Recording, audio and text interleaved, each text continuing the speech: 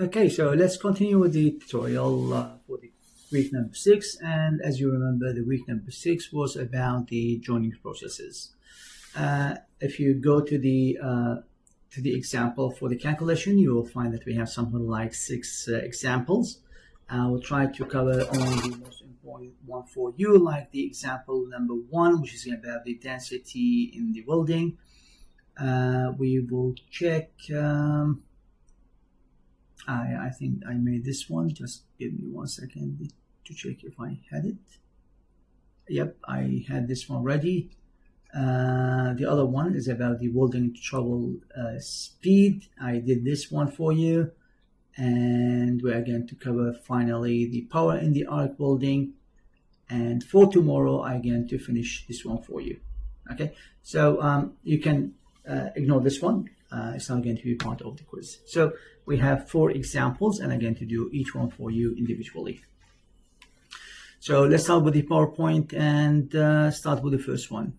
Okay, so where's that? Starting from here and do the presentation of the slide.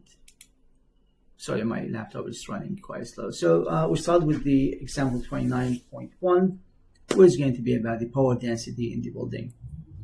Power density is how much watt we have per square meter or square millimeters.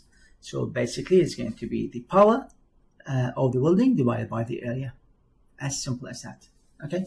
So the power density is going to be equal to the power entering the surface in watt divided by the area surface over which the energy is going to be entered in millimeters square. That's it. So let's have an example on that. We have a heat source transfer 3000 watt.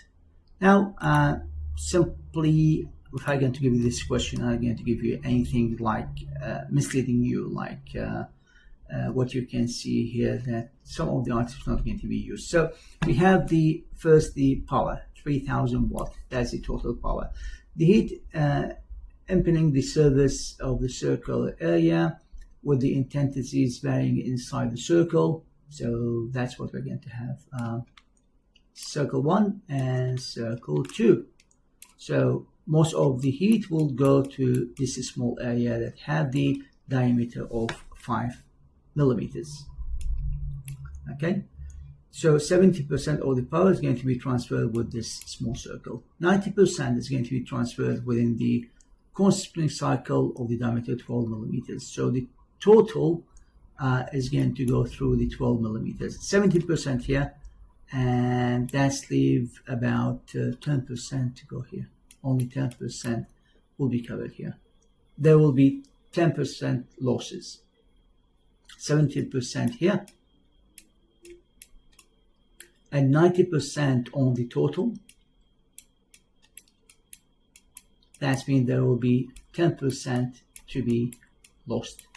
So if this one's 70, this one, that means, sorry, here we're going to have 20 only to make the total to be 90%. So what will be the power densities in the 5 millimeter square, 5 millimeter diameter inner circle, and B, the 12 millimeter diameter ring lies around the inner circle. So let's start with step number 1. Calculate the area of the red circle here. The inner circle area is pi multiplied by 5 square divided by the 4. Sorry, this should be 4. And then the area is going to be 19.63 millimeters square. Now we go to the density of the power in this small area. The power inside this small area is going to be 70% over 3000. And this will make it 2100.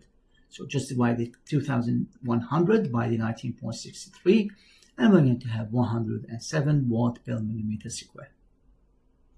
Now let's go for the ring. If the ring diameter is 12 millimeters, that's mean that the distance from here to here is going to be 12 minus 5 divided by 2.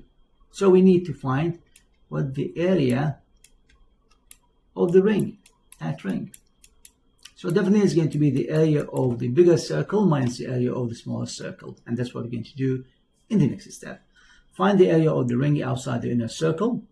12 square minus 5 square multiplied by pi divided by 4, and this will be 93.4 millimeters square. Now let's find what the power in the total area here. So we said that 90% is going to be distributed over the whole area, over the big circle of the 12 millimeters. Okay, we're going to have 3000 multiplied by 0.9, and 70% is sitting here. So what's inside the ring is going to be the 90% minus the 70%. So let's see how we're going to get that. So the 90% of 3000 minus the 70% that's in the red circle, and it's going to be only 600 watt is distributed over the ring. 600 multiplied by the area of that ring, and the power density in that case is going to be equal to 6.4 watt per millimeter square. Okay, so I'm going to stop this video and make another video for the other example.